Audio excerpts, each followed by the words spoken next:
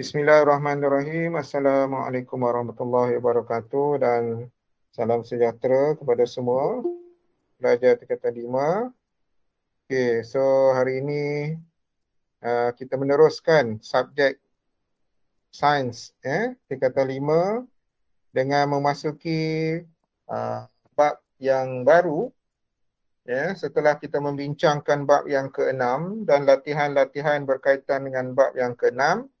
So kita masuk kepada bab yang ke-7 ya.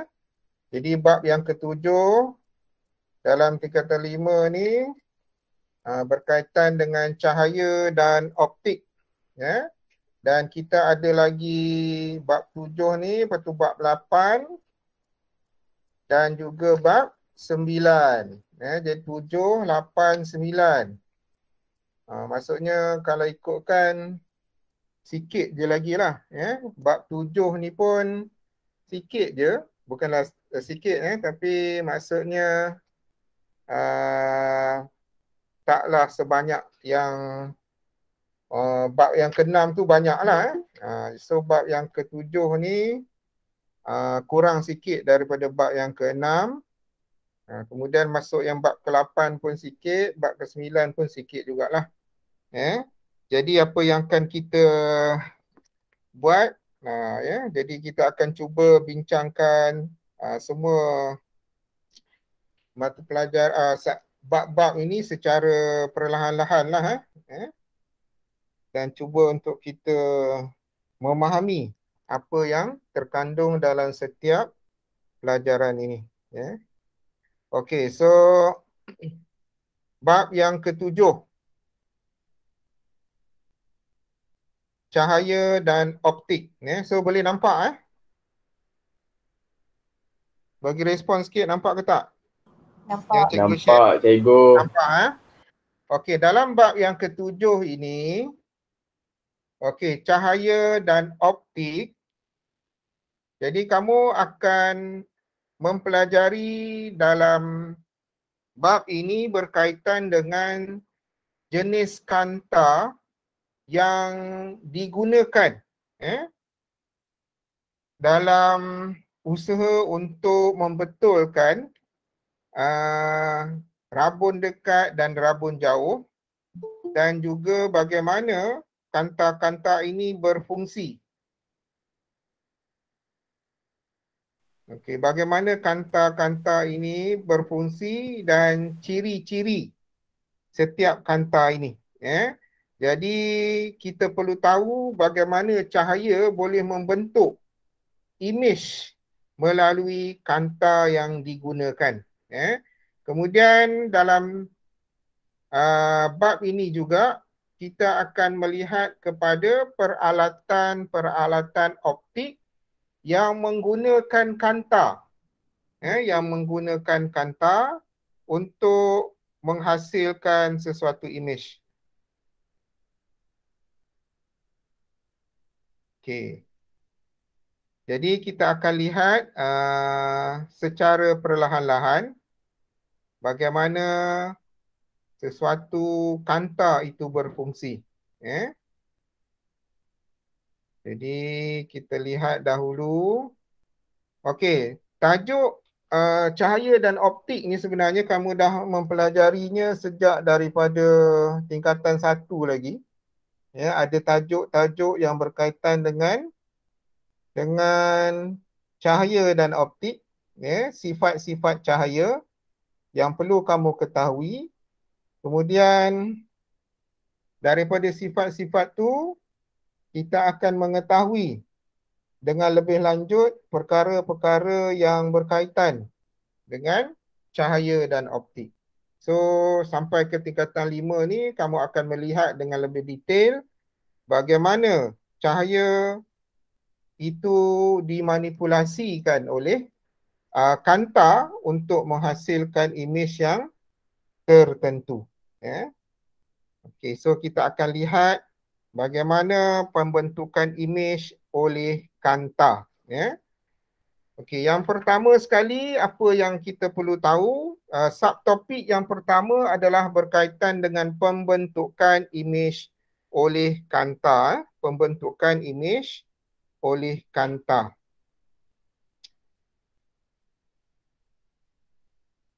Okey. Okey, 7.1 subtopiknya adalah pembentukan imej oleh kanta. Ya, pembentukan imej oleh kanta. So sekarang ni kita akan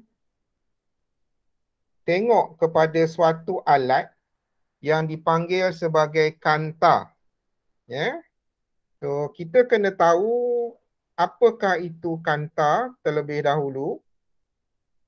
Ya. Kanta ni perkara apa? Benda apa? Ya. Jadi kanta ni adalah merupakan suatu bahan, ya, yang lut sinar. Ya, bahan yang lut sinar yang membenarkan, ya, yang membenarkan cahaya melaluinya. Melaluinya. Jadi maksudnya dia mestilah suatu yang boleh menyebabkan, ya, cahaya boleh bergerak melalui medium tersebut. Jadi kalau dia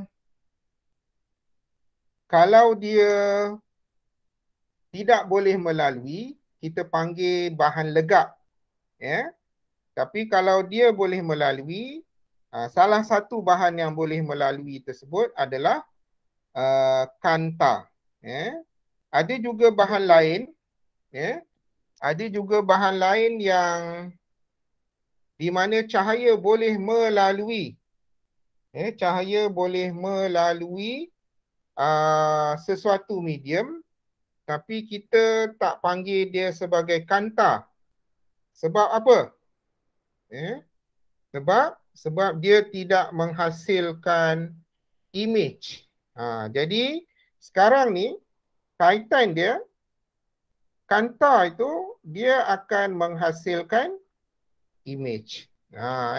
So apa imej? Ini sebenarnya kamu dah belajar kepada peringkat yang lebih sebelum inilah, tingkatan 2, tentang sifat-sifat imej, ciri-ciri dia dan pembahagian imej itu sendiri. Ya. Okey, jadi imej ni adalah kena ulang balik kalau yang sebelum ni. Jadi imej ni dia ada 2 jenis lah. Imej ada 2 jenis, satu imej nyata dan satu lagi imej maya. Ya. Jadi dari segi perkataan imej, so imej boleh terbahagi kepada 2, iaitu imej nyata dan imej maya. Ya, ini dalam tingkatan 2, tingkatan 2 lah, kamu belajar macam ni. Imej nyata ni apa maksud? Imej maya ni apa maksud? Ya. Okey, imej nyata adalah imej yang boleh terbentuk di atas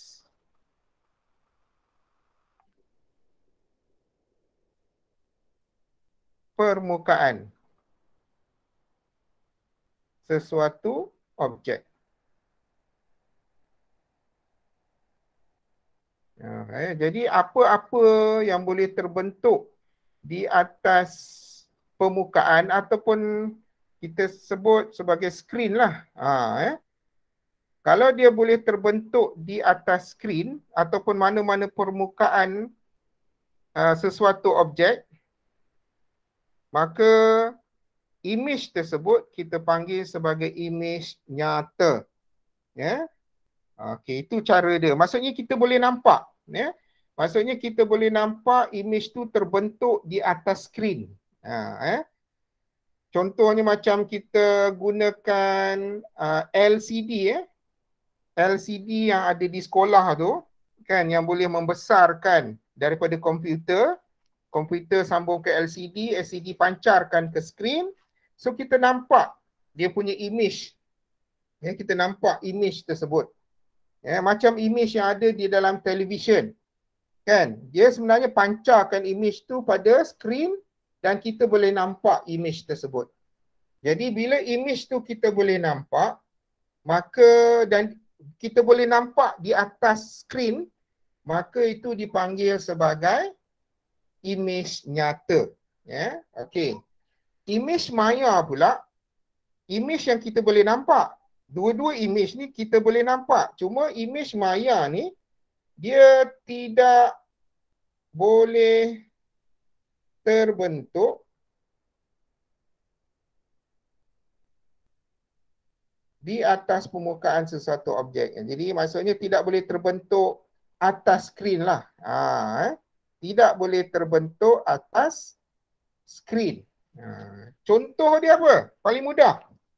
Apa contoh yang paling mudah berkaitan dengan image maya ni? Kita nampak.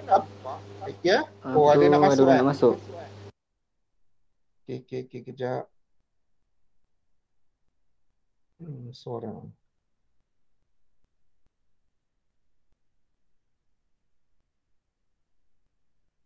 Okey. Okey, image maya ni adalah image yang tidak boleh terbentuk di atas skrin. Contoh yang paling mudah sekali. Okey, apa dia contoh paling mudah?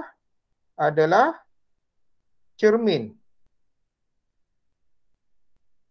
Image yang terbentuk pada cermin.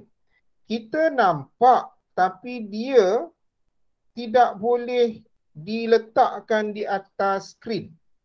Kita nampak image tu, tapi kita tak boleh letakkan image tu di atas skrin. Ada lagi nak masuk.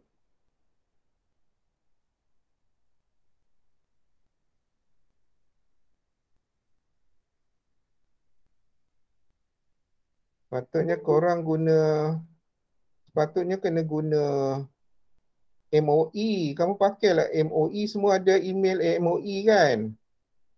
Jadi kalau email MOE terus masuk je sebab cikgu guna apa ni MOE punya. Jadi maksudnya siapa yang luar MOE tu memang terpaksa admit lah. Kalau pakai MOE macam biasalah di sekolah, terus masuk je.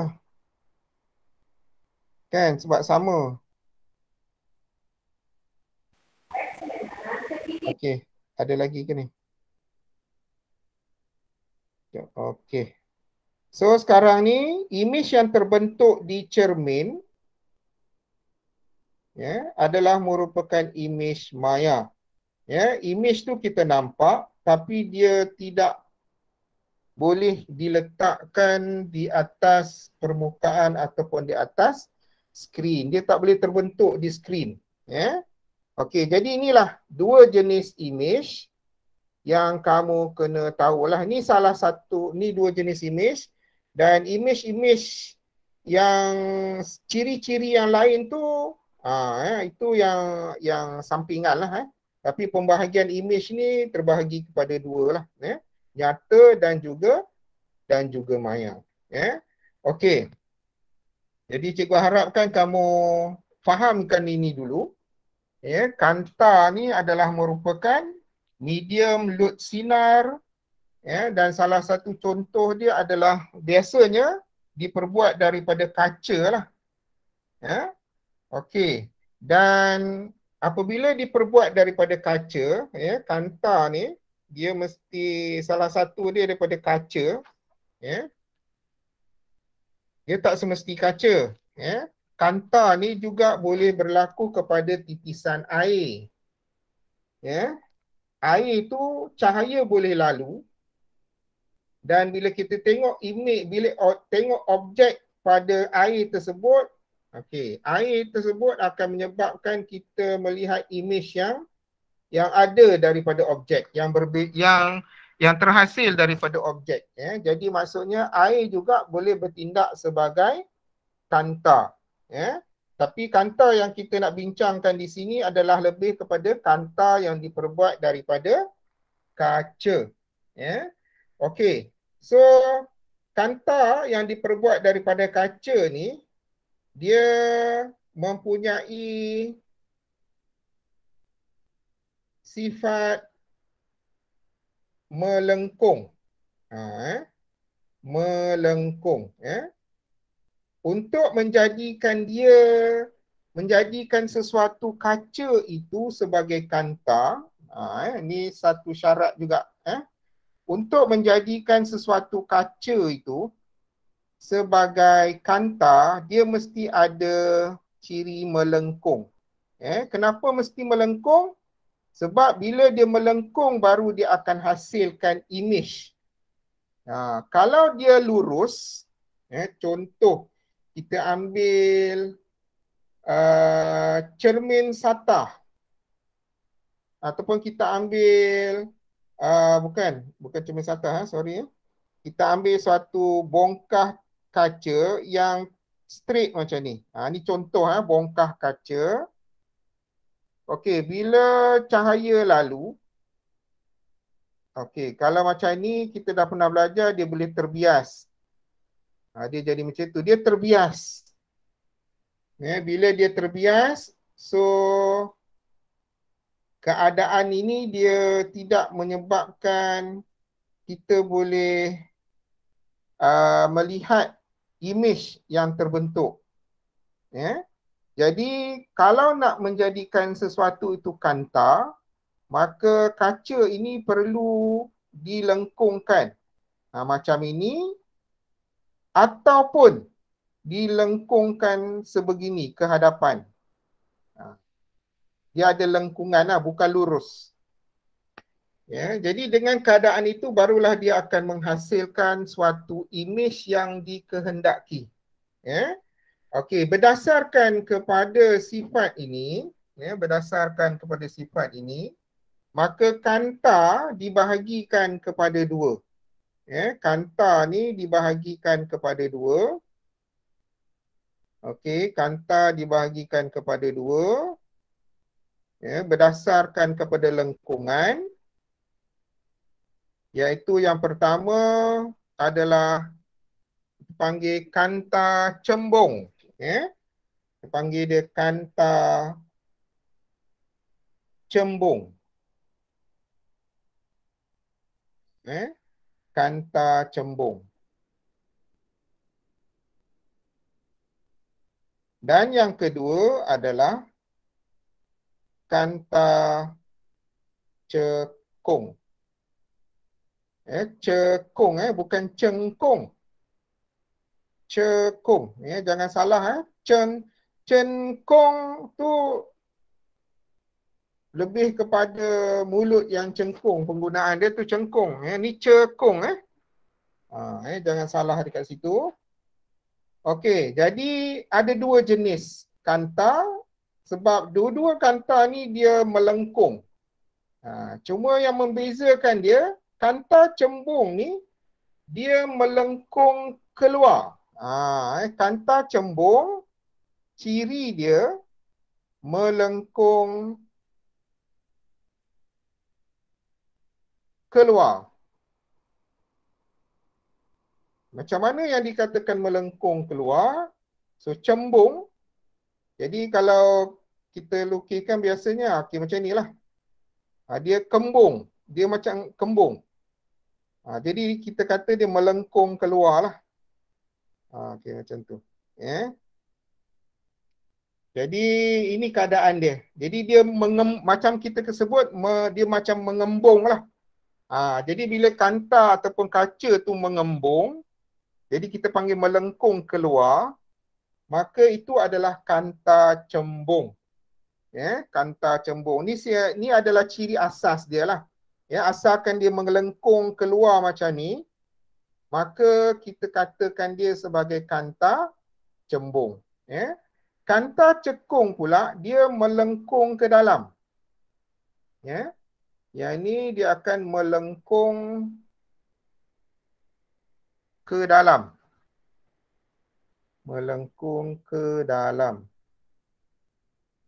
Ya. So melengkung ke dalam tu maksudnya macam ni. Dia ke dalam. Dia melengkung ke dalam daripada awal dia. Asal dia. Macam tu. So dia melengkung ke dalam. Yang ini melengkung keluar. So tu yang membezakan di antara kanta cembung dan kanta cekung. Okey ya. Ni yang asas. Ya, jadi maksudnya kita nak mengenal pasti sesuatu kanta adalah berdasarkan kepada sifat fizikal dia, sama ada dia melengkung keluar ataupun dia melengkung ke dalam. Ya. Okey, kanta cembung dan kanta cekung. Ya. Jadi ini yang kita akan gunakan asas dalam pembelajaran kita. Okey, kalau kamu lihat dalam buku teks, ya, sebenarnya ini asas dia lah. Tapi maksudnya kalau ada beberapa ciri, tapi dia masih gunakan asas melengkung keluar. Contohnya, kalau yang jenis macam ni, dia melengkung, dia mengembung, macam tu mengelembung. Ini pun dipanggil kanta cembung. Ya, cuma dia melengkung tu satu bahagian sahaja. So bila satu bahagian sahaja, so dia ada nama dia lah. Ya. Masih lagi kanta cembung. Ada juga yang dalam bentuk bulan sabit. Ya, dia mengembung keluar sebelah kiri ni. Yang dalam tu pun dia bukan lurus, dia macam tu. Ini pun juga kanta cembung. Ya. Kanta cembung. Ya. Jadi yang ini lebih kepada dua-dua belah dia cembung. So dipanggil sebagai dui cembung. Dua-dua mengalami keadaan cembung. Ini satu saja cembung. Yang ini pula meniskus cembung. Jadi maksudnya secara umumnya kalau kita nampak dia mengembang keluar, so itu adalah kanta cembung.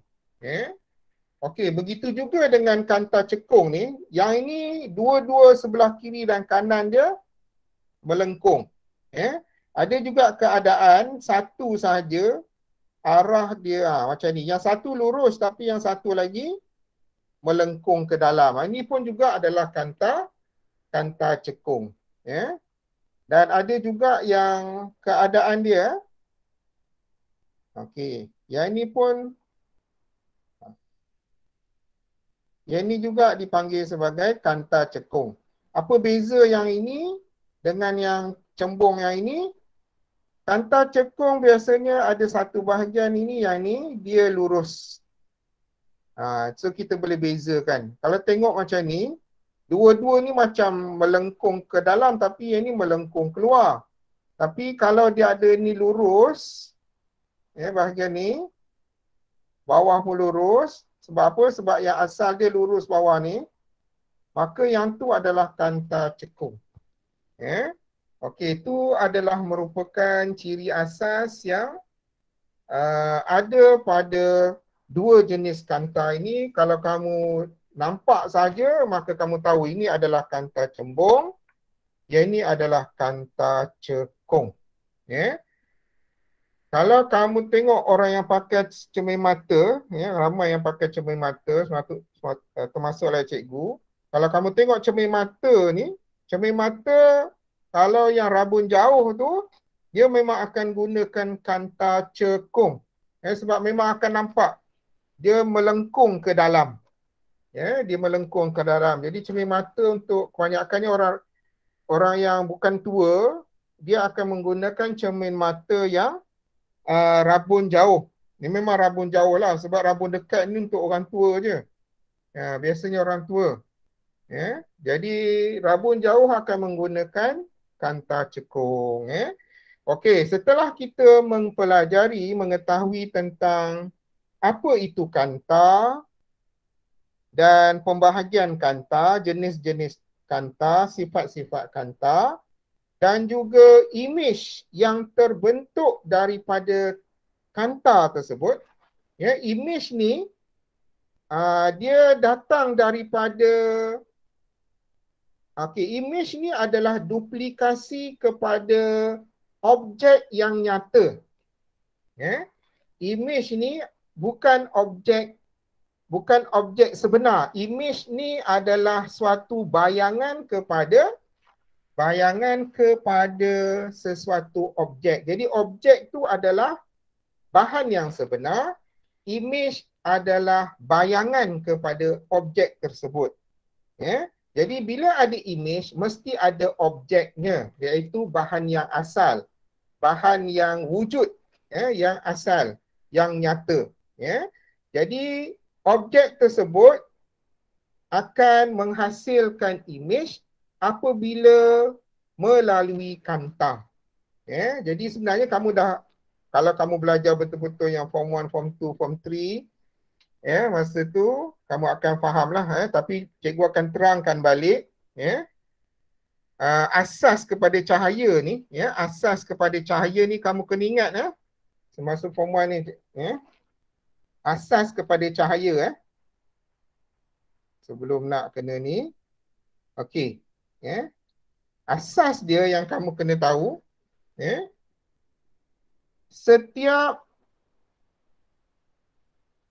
objek ataupun bahan yang ada di sekeliling kita, termasuk kita sendiri, apa-apa sahaja, kita panggil objek, setiap objek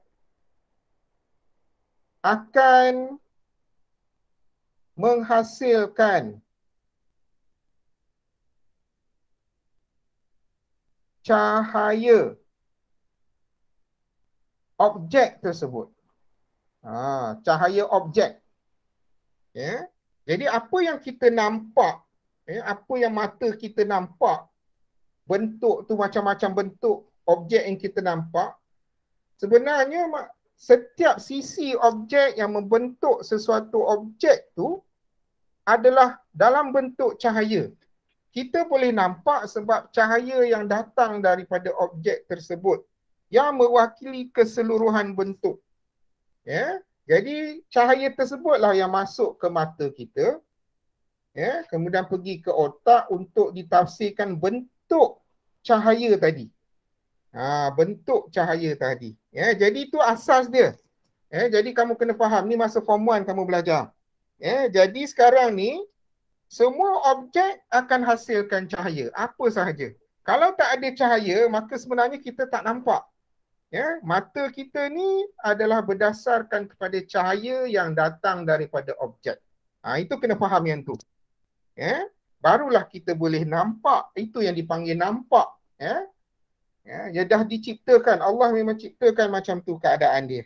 Setiap objek akan menghasilkan cahaya. Jadi kalau objek tu tak boleh hasilkan cahaya, maka kita tak boleh nampak. Okey. Itu konsep asas. Okey, berdasarkan kepada keadaan itu, maka inilah konsep yang kita nak belajar apabila cahaya dari objek melalui sesuatu kanta. Okey, contoh kita ambil kanta cembung. Kita ambil kanta cembung. Kanta cembung. Okey. Bolehlah. Okey, katalah kita ada suatu objek. Objek ni. Okey, sebelum tu tak apa. Sesuatu kanta, okey. Dia ada, kita lukiskan bagi dia, di bahagian, dia ada bahagian tengah dia. Dia ada bahagian tengah. Sesuatu kanta tu dia ada bahagian, kita sebut titik fokus lah. Nanti kita akan tengok, ini panggil titik fokus yang membahagikan sebelah kiri dan sebelah kanan. Kemudian dia ada satu garis serenjang yang melalui titik fokus tu. Katalah yang ni tengah-tengah lah. Bukan titik fokus. Dia punya, okey, nanti kita akan sebut. Macam tu lah. Ini lukisan di atas kertas ya. Tapi itu sebenar, maksudnya kalau kita ambil kanta yang sebenar, keadaan dia adalah nanti benda ni tak ada lah tapi kita buatkan satu lukisan untuk membuat pengiraan ataupun agakkan jarak dari objek dan juga image yang akan terhasil. Ya. Okey, ini sebagai contoh. Ya. Okey, katakanlah ada objek seorang manusia lidi. Okey, so apa yang berlaku kepada manusia lidi ni bila dia berada di hadapan kanta? Ya. Jadi cikgu dah sebutkan tadi bahawa setiap objek dia akan menghasilkan cahaya. So, setiap sisi daripada objek tersebut akan menghasilkan cahaya. So, mana-mana bahagian yang tak ada cahaya, so kita tak nampak lah. Jadi, dalam pembelajaran kita, kita tak tulislah semua cahaya yang hasil daripada setiap bahagian ni, tak ada. Dalam pembelajaran kita, kita akan ambil yang penting 2-3 garisan sahaja yang mewakili objek. So katalah ni adalah objek, ni objek manusia. So kita ambil bahagian kepala dia, akan ada suatu garis yang lurus, okey, pergi kena dekat badan kanta tersebut. Kemudian kita ambil bahagian tengah, okey macam tu, cahaya dan bahagian hujung kaki. Ini mewakili saja. Sebenarnya setiap sisi atom yang membentuk sesuatu jirim tu dia menghasilkan cahaya. Hebat tak? Sebenarnya memang ada cahaya. Kalau tak ada cahaya, mata pun tak boleh nampak. Sebab itu tak nampak hantu sebab cahaya dia lain. Tak nampak jin sebab dia ada cahaya. Tapi mata kita hanya boleh tangkap cahaya yang tertentu sahaja. Kita diciptakan boleh tangkap cahaya. Sebenarnya cahaya ni banyak jenis. Banyak dia punya dipanggil panjang gelombang dan frekuensi. Mata kita hanya boleh detect cahaya dengan frekuensi tertentu saja, ada jarak dia. Jadi kalau cahaya tu datang dalam bentuk frekuensi dan jarak gelombang yang berbeza, yang bukan termasuk dalam jarak gelombang yang boleh dikesan oleh mata kita, maka kita tak nampak objek tersebut. Sebenarnya macam tu. Semua ada apa yang ada di alam kita ni yang telah diciptakan Tuhan ni, masing-masing akan menghasilkan cahaya dengan jarak gelombang dan frekuensi yang berbeza. Berbeza. Sebab itulah kita nampak cahaya warna merah, hijau, kuning, biru dan sebagainya. Sebab apa? Sebab dia punya panjang, gelombang cahaya, frekuensi dia berbeza-beza. Okey, so yang tu kemudian lah. Itu sebenarnya sepatut dah belajar agak sebelum ni secara ringkas. So macam tu. Jadi kita lukiskan dalam bentuk anak panah macam ni lah. Ni nak bagi faham. So sekarang ni bila cahaya ni, kita wakil ni biasa memang dalam buku pun tengok ada tulis 2-3 je ataupun 1 je. Nak mewakili cahaya yang datang daripada objek. Kejap. 23 orang. Okay.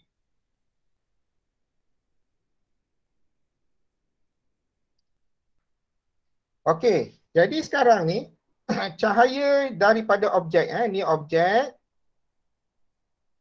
Okey, cahaya bila sampai dekat kanta. Yang ini yang kita akan nak belajar. Sampai dekat kanta. Kita tengok dulu kanta yang pertama, kanta cembung. Nanti kita tengok pula kanta cekung macam mana. So, apa yang berlaku kepada cahaya yang datang daripada objek? Apa yang berlaku? So, untuk kanta cembung, ini kanta cembung, kanta cembung. Apa yang berlaku adalah cahaya ni bila masuk dalam kanta ni, kanta cembung, dia akan bergerak, dia sebenarnya akan lah. Dia dibias dan juga bergerak macam tu. Tu hasil dia. Ni yang pertama. Ya. Okey. Cahaya yang tengah-tengah pula ni. Ni. Bila dia melalui tengah-tengah bahagian kanta, dia tidak dibiaskan. Dia terus, dia straight je. Macam tu. Yang bawah ni pula, bila lalu dia akan dibiaskan, dilencongkan. Ya. Dia jadi macam tu. Pergerakan dia. Ini yang berlaku. Ini sepatutnya straight. Silap ni. Yang tengah-tengah ni straight lah sebab dia lalu bahagian tengah kanta. So ni arah pergerakan dia. Inilah yang berlaku pada semua cahaya yang bergerak ke arah cembung, kanta cembung ni. Ya, kita wakilkan dengan 3 garis sahajalah. Ya. Okey, so katakanlah ni kanta, ni kanta cembung. Katalah ada mata kat sini ya. Kan kita nak tengok.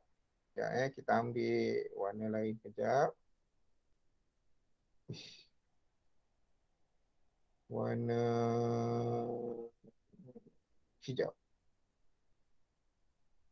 Okey, katakanlah ada mata. Ya, ada mata kat sini. Ya. Okey, ada mata.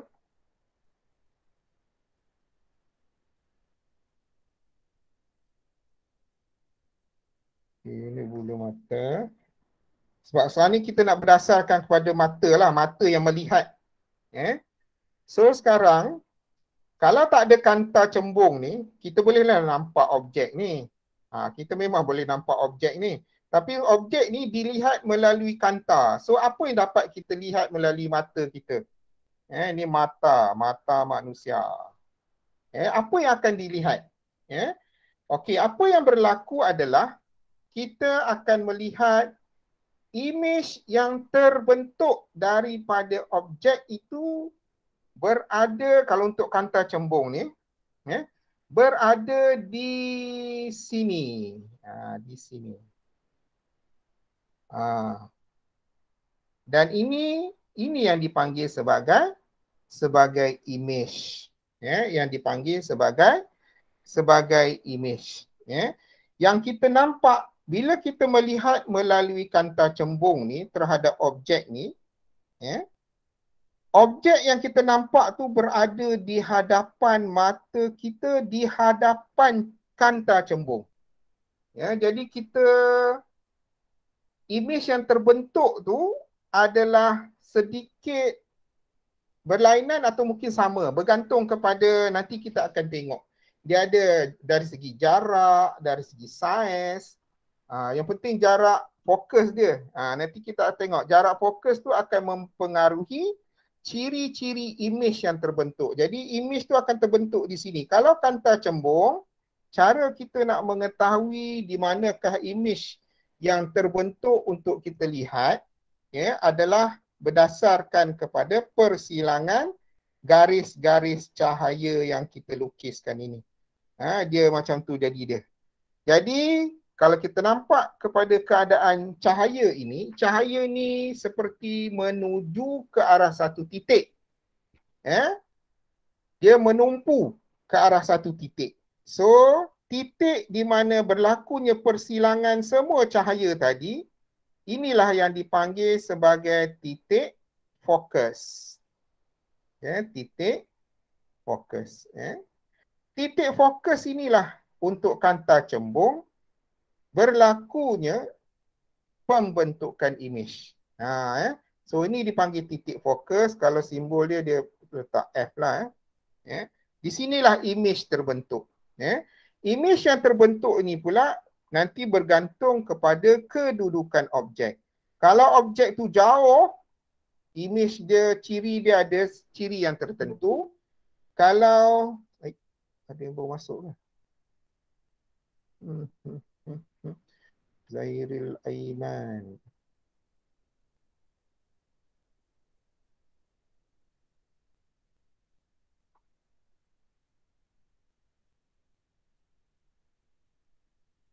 Okey. So, kat mana tadi? Aduh. Kat mana? Tadi juga terang apa tadi? Okey. Dekat titik fokus lah. Image tu terbentuk pada titik fokus dan akibat daripada penumpuan ini, maka ciri kanta cembung, ya, cembung ni dia bersifat menumpu. Dia akan menyebabkan cahaya itu menumpu ke arah satu titik dan titik itu dipanggil titik fokus. Ya, titik fokus. Dan titik fokus itulah adalah merupakan image, tempat di mana image terbentuk. Yang cikgu terangkan tadi, kalau objek ni jauh, ciri image dia ada yang tertentu.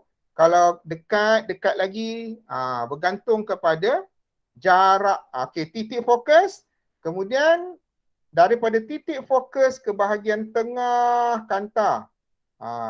So yang ini dipanggil sebagai jarak fokus pula. So daripada titik fokus ke titik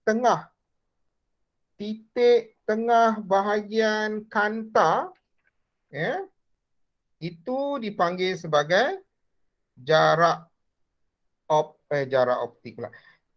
Dipanggil sebagai jarak fokus, dipanggil sebagai jarak fokus, ataupun panjang fokus, sebab nanti kita akan ada dia punya ni lah, panjang fokus, jarak objek, jarak image. Ini cuma cikgu nak bagi kefahaman dulu, nak bagi nampak gambaran secara asas dulu. Okey, so inilah dia. Jadi titik fokus tu kita sebut F. So kalau daripada objek pun, okey, ni dia punya panjang fokus ni, jarak fokus ataupun panjang fokus. Okey, so panjang yang sama juga, so kita letakkan sini sebagai F jugalah. Macam tu. Jadi maksudnya kedudukan objek ni akan mempengaruhi ciri image yang akan terbentuk. Ciri image yang akan terbentuk. Okey, so itu asas mudah untuk kamu fahami berkaitan dengan cahaya ataupun image yang terbentuk daripada cahaya yang datang daripada sesuatu objek. Okey, ini adalah kanta cembung. Dia akan menghasilkan cahaya yang menumpu ke arah titik fokus.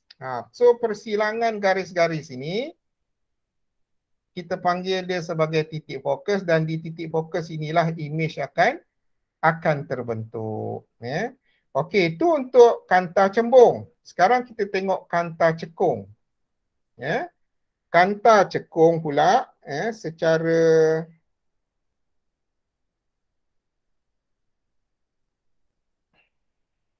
ini kanta cekung. Okey, melengkung ke dalam. So kita ada objek juga kat sini.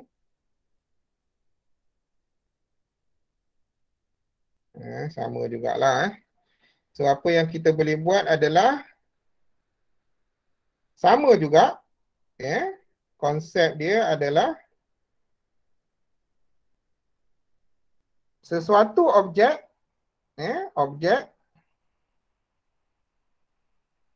dia akan menghasilkan cahaya dia. So kita ambil lah 3 cahaya. Cahaya tu bergerak lurus. Okey, macam tu.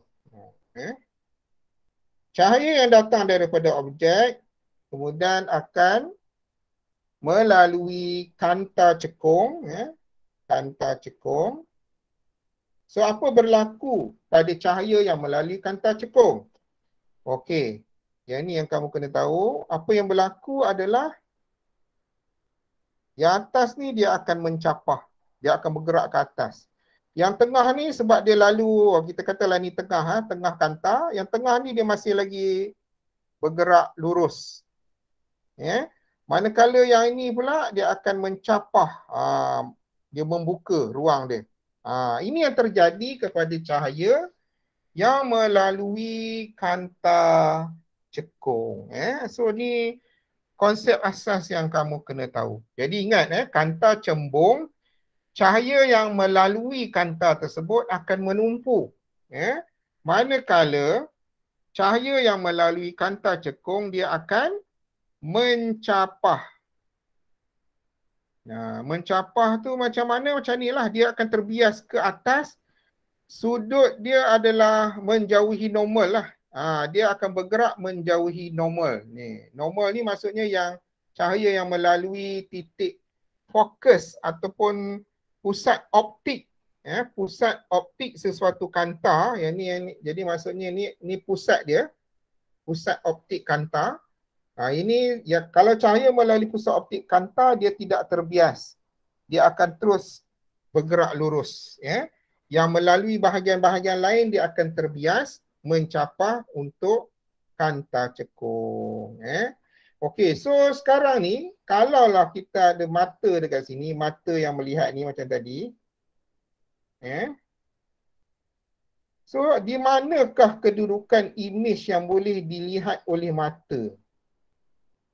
Di manakah imej yang boleh dilihat oleh mata? Kalau yang tadi untuk kanta cembung, imej yang terbentuk tu berada di antara kanta dan juga mata. Di sini. Ni imej dia. Kan? Jadi kalau untuk kanta cekung yang cahayanya bergerak mencapah, di manakah imej yang akan terbentuk dan di manakah titik fokus di situ. Sebab imej akan terbentuk di titik fokus itulah. Untuk yang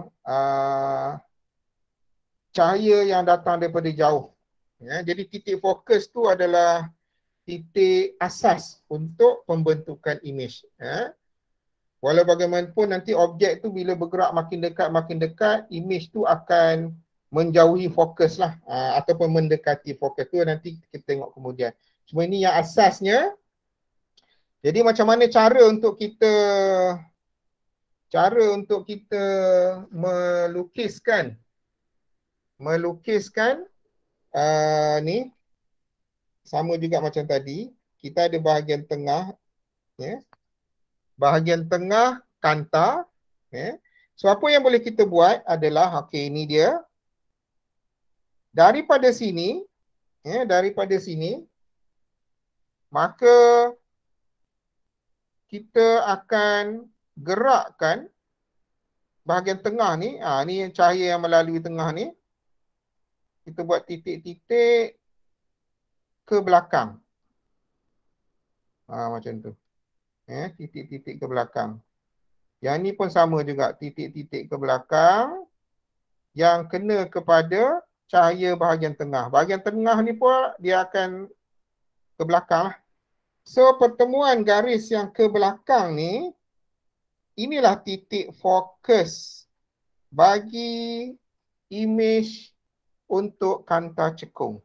So imej yang akan terbentuk bagi cahaya yang ini objek jauh ni objek jauh adalah di sini. Imej akan terbentuk di persilangan. Kalau kita buat garis ni di persilangan. So untuk contoh asas ni imej akan terbentuk di sinilah. Imej. Jadi maksudnya imej ni berada di antara objek dan juga kanta. Itu beza dia. Imej berada di antara objek dan juga kanta berbanding dengan imej yang terbentuk pada kanta cembung antara kanta dan juga mata. Jadi itulah yang kamu perlu tahu, asas kepada bagaimana cahaya yang melalui kedua-dua jenis kanta terhasil.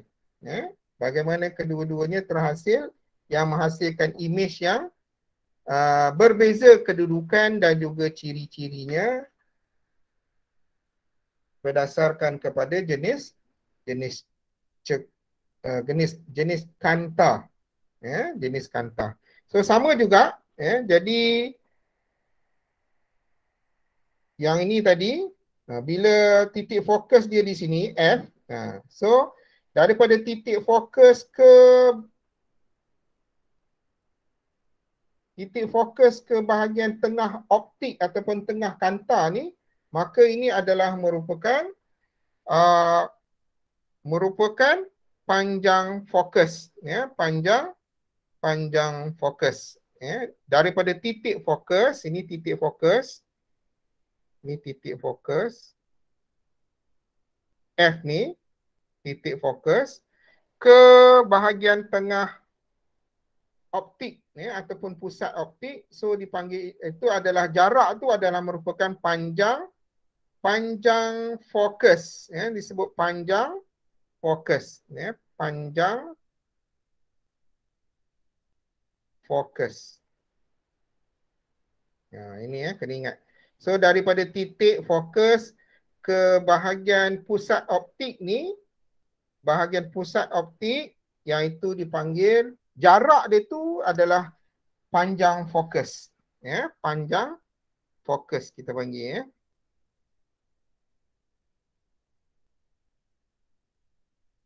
Okey. Itu asas dia, ya. Okey, kemudian pukul berapa ni? Pukul 9 dah. Okey, so dah pukul 9 termasuk isyak, ya. Jadi kita berhenti dulu di sini, ya, untuk berehat, ya. Tak perasan dah pukul 9. Okey, jom kita berhenti untuk salat isyak dulu, dah rehat. Kita sambung semula pukul 9.20. Paling lewat 9.25 lah. 9.25 lah, senang. Okey, so kita rehat dulu. Kita akan sambung kemudian. Okey, Assalamualaikum warahmatullahi wabarakatuh.